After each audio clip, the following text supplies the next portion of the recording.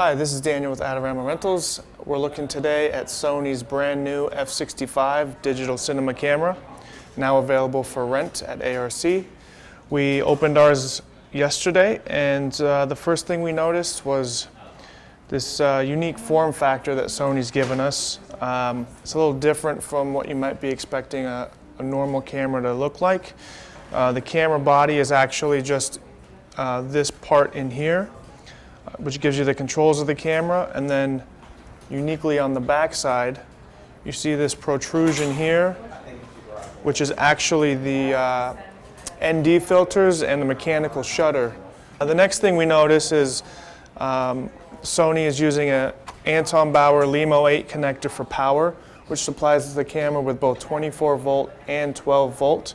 So you can run 24 volt accessories, and the camera is actually running on 12 volt. This cable is supplying you both. The other thing that we notice is once we turn it on, put a lens on here, put the media in, it's ready to go. I can hit record now and it would actually start recording.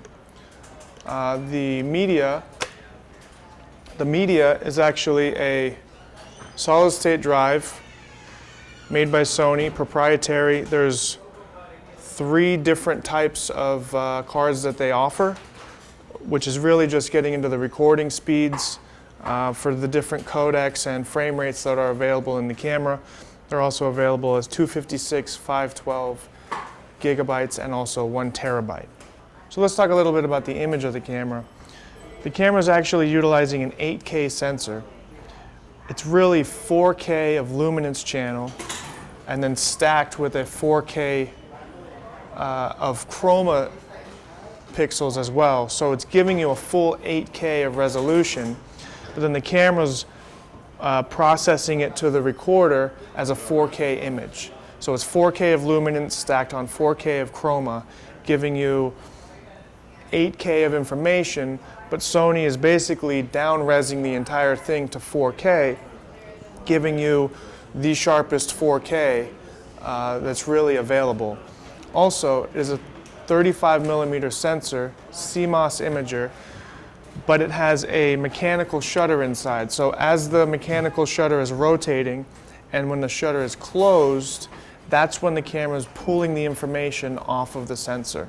What this does is eliminates the Cmos waves that you get with the sharp lines, because it's processing the image on the sensor, and then as it closes, the information comes off. So there's no wobble, there's no bended lines, all of that's eliminated.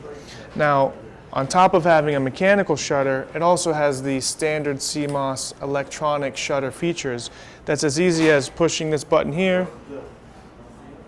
I've now turned off the mechanical shutter and started up the electronic shutter. So now I'm working as a normal Cmos camera that you see with Sony F3's camera, the EX1, all of that. And I can actually dial in the degree. I can put it in seconds or in fractions. It comes with 8 presets as far as the angles go.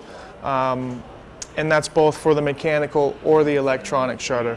If I push the button again, it turns off the shutter completely, and then I'm essentially shooting a 360-degree shutter, 359.8, what have you.